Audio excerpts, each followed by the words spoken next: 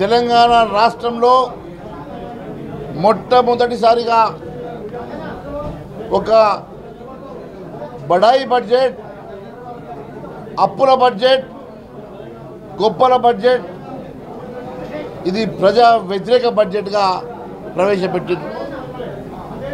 కేవలం 33,000 కోట్ల రూపాయల అభివృద్ధి కోసం పెట్టి 62,000 కోట్ల రూపాయలు అప్పుగా చూపిస్తున్నారు. 62,000 కోట్ల రూపాయలు ఏ రకంగా అప్పు తీసుకొస్తారు? ఎఫ్ఆర్బిఎం కింద మీ పరిమితులు ఏందో ఒకసారి గ్రహించాల్సిన అవసరం ఉన్నది. ఎఫ్ఆర్బిఎం కింద నీకు ఉన్నటువంటి అర్హత ఎంత? ఏ రకంగా నువ్వు 62,000 కోట్ల అప్పు తీసుకొస్తావో ప్రజలకు చెప్పాల. అంటే ఇంత పచ్చి అబద్ధాలతో కూడినటువంటి బడ్జెట్. 50,000 అధికంగా రెవెన్యూ వస్తుందట. అయ్యా, నీకు 50,000 కోట్ల రూపాయలు అదనపు బడ్జెట్ ఏ రకంగా సమకూరుతుందో చెప్పాల్సినటువంటి అవసరం ఉన్నది. 50,000 కోట్ల రూపాయలు అదనపు బడ్జెట్ రెవెన్యూ వస్తుందని చూపిస్తావు, 60,000 కోట్ల రూపాయలు అప్పు వస్తుందని చూపిస్తావు, 33,000 కోట్లు మాత్రమే ఖర్చు అభివృద్ధి కోసం చేస్తున్నట్టు చూపిస్తావు.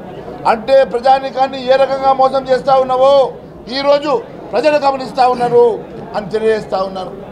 అప్పులు కుప్పలుగా పేరుకపోతూ ఉంటే మరిన్ని అప్పులు చేసేటువంటి ప్రయత్నం చేస్తూ ఉన్నారు. మీరు ఇంకా ఈ రాష్ట్రాన్ని అధోగతి పాలు చేసి దివాలా తీయించే తరఫు మీరు ఈ రాష్ట్రాన్ని తీసుకెళ్తా ఉన్న సంగతి తెలియజేస్తూ ఉన్నాను.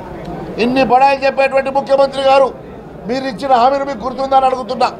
ఇన్ని బడాయిలు చెప్పేటువంటి ముఖ్యమంత్రి గారు ఏ ఒక్క హామీ కోసమైనా బడ్జెట్ కేటాయించారా అని చెప్పి అడుగుతూ ఉన్నా. ఎక్కడ కూడా ఇచ్చిన హామీల విషయం మర్చిపోయి ఇచ్చిన హామీల ప్రకారం బడ్జెట్లో కేటాయింపులు లేకుండా కేవలం ఈ రాష్ట్ర ప్రజానీకాన్ని మోసం చేసే ప్రయత్నం చేస్తున్నమాట వాస్తవం కాదని అడుగుతున్నా.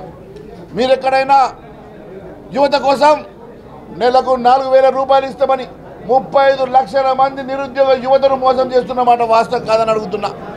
35 లక్షల మంది నిరుద్యోగ యువత కోసం మీరు ఇవ్వాల్సినటువంటి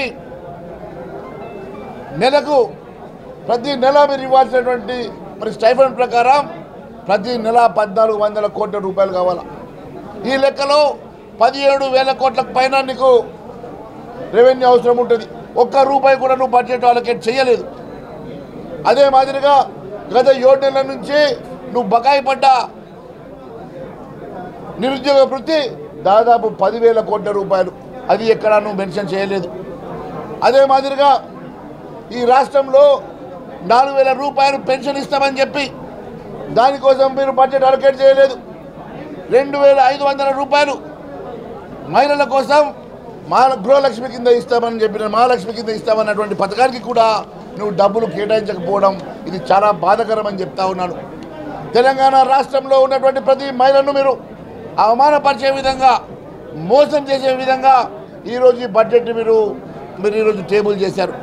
ఈ బడ్జెట్లో మహిళలకు ఇస్తామని చెప్పినటువంటి 2,500 నెలకు 2,500 రూపాయల కోసం కావాల్సినటువంటి బడ్జెట్ని మీరు ఎక్కడ కూడా పొందుపరచలేదంటే మహిళా లోకాన్ని మీరు మోసం చేస్తున్నట్టు మాట వాస్తవం కాదా అని అడుగుతా ఉన్నాను.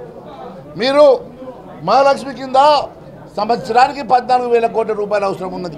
మీరు మహాలక్ష్మి కింద అవసరం ఉన్న 14,000 కోట్లు మాట్లాడలేదు. అదే మాదిరిగా గృహలక్ష్మి స్కీమ్ కింద 17,500 కోట్లు కావాలా. మరి గృహలక్ష్మి కింద 17,500 కోట్ల రూపాయలు కూడా ఎక్కడ మెన్షన్ చేయకపోవడం అంటే ఇది పూర్తిగా ఈ రాష్ట్ర మహిళా లోకాన్ని, ఈ రాష్ట్ర మహిళల్ని, ఈ రాష్ట్ర ఆడపడుచుల్ని మీరు పూర్తిగా మోసం చేసిన మాట వాస్తవం కాదని అడుగుతా ఉన్నాను. అంతేకాదు, చేయూత పథకం కింద నెలకు 4,000 చొప్పున 44 లక్షల మందికి మీరు ఇవ్వాల్సినటువంటి బడ్జెట్ అంశంలో కూడా మీరు ఎక్కడ కూడా పొందుపరచకపోవడం కూడా చాలా బాధాకరంగా ఉన్నది. మరి ఈరోజు సాగునీటి ప్రాజెక్టులో ఓటాన్ అకౌంట్లో మీరు ఇచ్చినటువంటి ఫిగర్లో దాదాపు 6,000 కోట్ల రూపాయలు తగ్గించడం వెనుక మరి మతలం ఏంది అని అడుగుతా ఉన్నాను. అంతేకాకుండా అరకొర నిధులతోటి ఏ రకంగా మీరు మరి ఇరిగేషన్ ప్రాజెక్ట్స్ ముందుకు తీసుకెళ్తారు, ఏ రకంగా మరి దానికోసం బడ్జెట్ ఎందుకు తగ్గించారు చెప్పాల్సిన అవసరం ఉంది. యావత్ బడ్జెట్ అంచనాలు 2,91,159గా చూపిస్తున్నావు. మరి దాంట్లో రాష్ట్ర ఆదాయాన్ని కేవలం 1,21,000 పై చూపిస్తూ ఉన్నారు. మరి 1,21,000 చూపిస్తే గత ఏడాది ఆదాయం కన్నా 1,69,00,000 కోట్లు మాత్రమే ఉన్నాయి. మరి గత బడ్జెట్లో 1,69,000 కోట్లు ఉంటే మీరు 2,21,000 ఏ రకంగా చూపిస్తూ ఉన్నారో మరి సమాధానం చెప్పాల్సినటువంటి అవసరం ఉన్నది. ఈ రకంగా 52,000 కోట్ల రూపాయలు అదనంగా చూపిస్తున్నారంటే ఈ 52,000 కోట్ల రూపాయల అదనపు రెవెన్యూ ఎక్కడి నుంచి వస్తుందో మరి రాష్ట్ర ప్రజానీకానికి చెప్పాల్సినటువంటి అవసరం ఉన్నది.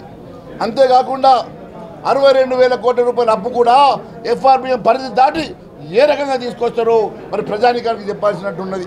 ఇవన్నీ కేవలం అప్పుల కుప్పలుగా మార్చి ఈ రాష్ట్రాన్ని అధోగతి చేసి ఈ రాష్ట్రాన్ని పూర్తిగా దివాలా తీసి రాష్ట్రాన్ని పూర్తిగా మోసం చేసి మీరు మోసపూరితమైనటువంటి బడ్జెట్ ప్రవేశపెట్టారు.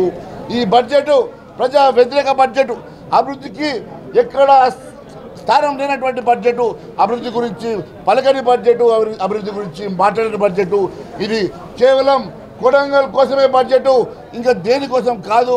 ఇది కేవలం ముఖ్యమంత్రి గారు ప్రజా వ్యతిరేక బడ్జెట్ని ప్రవేశపెట్టి అప్పుల బడ్జెట్ మాత్రమే ప్రవేశపెట్టినట్టుగా భారతీయ జనతా పార్టీ తరఫు తెలియజేస్తా ఉన్నాను.